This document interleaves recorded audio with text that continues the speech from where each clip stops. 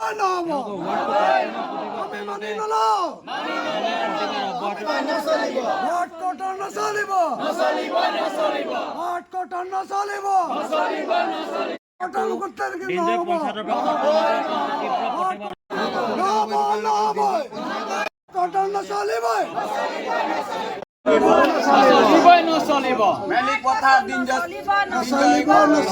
এইটো আমাৰ আমি এতিয়া বিশেষ সূত্ৰে অলপ গম পাইছোঁ যে আমাৰ যিটো মানে দিনজয় পঞ্চায়তত আমি যিটো আগৰ পৰা মেলিপথাৰ গাঁওখন বা মেলিপথাৰ ৱাৰ্ডটো আছিলে এই মেলিপথাৰ ৱাৰ্ডটো বৰ্তমান এতিয়া নাদুৱাৰ পঞ্চায়তলৈ ইয়াক মানে কৰ্তন কৰি তালৈ লৈ যোৱা হৈছে।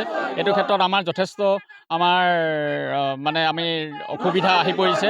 যেনেকৈ আমাৰ কিছুমান জ্যেষ্ঠ ব্যক্তি আছে, কণ ছাত্ৰ ছাত্ৰী আছে, তাৰ পঞ্চায়তলৈ যাবলৈ হ'লে যথেষ্ট অসুবিধা আহি পৰিছে আৰু আমি অনাগত দিনতো আমাৰ বহুত ধৰণৰ সমস্যা আহি পৰিব আৰু যাতে আমি চৰকাৰলৈ আৰু আমাৰ বিধায়ক মহোদয় আৰু নিৰ্বাচনী বিষয়ালৈ আমি অনুৰোধ জনাইছোঁ যাতে এই ব্যৱস্থাটো আগতে যি ধৰণে আছে ঠিক সেইধৰণে আমি দিনজয় পঞ্চায়তত থকাটো বিচাৰোঁ। কাৰণ এই পঞ্চায়তৰ পৰা কাটি নি পিজনী নাদুৱা পঞ্চায়তত লৈ যোৱা কোনো বিশেষ কাৰণ নাই বুলি ভাবিছোঁ। কাৰণ সমষ্টি নিৰ্ধাৰণৰ ক্ষেত্ৰত অলপ বেলেগ এটা আহে, কিন্তু এতিয়া আমাৰ ৱাৰ্ডৰ ক্ষেত্ৰত এই কথাটো আহি যোৱাৰ কাৰণে আমি অলপ দুখ প্ৰকাশ কৰিছোঁ। সেইকাৰণে আমি তেখেতলোকলৈ অনুৰোধ জনাইছোঁ যাতে এইটো অতি সোনকালে ইয়াক ৰোধ কৰিব লাগে বা এইটো ৰখাই থ'ব লাগে, স্থগিত ৰাখিব লাগে।